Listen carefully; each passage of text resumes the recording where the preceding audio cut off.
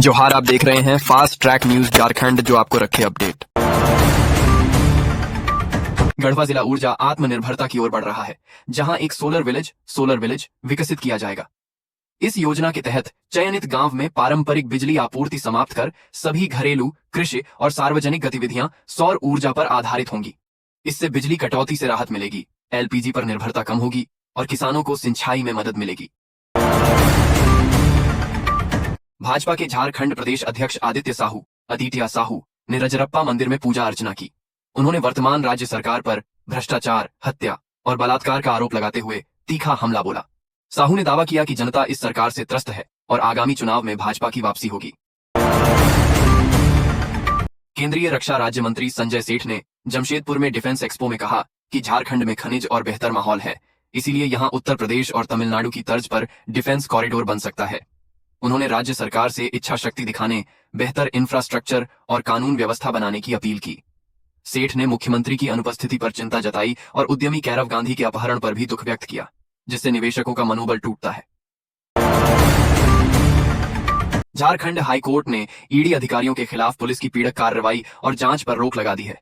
ED ने अपने अधिकारियों पर दर्ज प्राथमिकी के खिलाफ याचिका दायर की थी। कोर्ट ने ईडी कार्यालय को अर्धसैनिक बल की सुरक्षा देने का निर्देश दिया और राज्य सरकार व शिकायतकर्ता संतोष कुमार से जवाब मांगा। यह मामला पीएचईडी घोटाले से जुड़ा है। झारखंड विधानसभा का 5वां बजट सत्र 18 फरवरी से 19 मार्च तक चलेगा। सत्र की शुरुआत राज्यपाल के अभिभाषण से होगी। हेमंत सोरेन सरकार 24 फरवरी को वित्तीय वर्ष 2026 से 27 का आम बजट पेश करेगी। राज्यपाल के अभिभाषण पर धन्यवाद प्रस्ताव, अनुपूरक व्यय और अनुदान मांगों पर चर्चा भी विस्तृत कार्यक्रम का हिस्सा है, जिसमें होली जैसे त्योहारों के लिए अवकाश भी शामिल है। दुमका के रामगढ़ थाना क्षेत्र में मेला देखकर लौट रही एक किशोरी और उसके 2 साथियों पर चाकू से हमला हुआ। इस हमले में 16 वर्षीय लखींद्र सोरेन की मौत हो गई, जबकि डेविड हांसदा और किशोरी गंभीर रूप से घायल हो गए।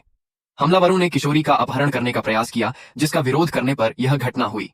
घायलों का इलाज मेडिकल कॉलेज अस्पताल में चल रहा है और पुलिस मामले की जांच कर रही है। गिरिडीह जिले के 8 सहित झारखंड के कुल 119 विद्यालयों को मुख्यमंत्री स्वच्छ विद्यालय पुरस्कार के लिए चुना गया है। यह चयन 8 जनवरी को राज्य स्तरीय समिति की बैठक में हुआ। चयनित विद्यालयों को स्वच्छ रहने के साथ साथ भविष्य में ग्रीन स्कूल के रूप में विकसित होने का निर्देश दिया गया है, ताकि वे जलवायु परिवर्तन की चुनौतियों का सामना कर सकें। हजारीबाग के पद्मा ओपी के पास हुए सड़क हादसे में जैप 7 के एसआई अनिल पासवान 98 की मौत हो गई।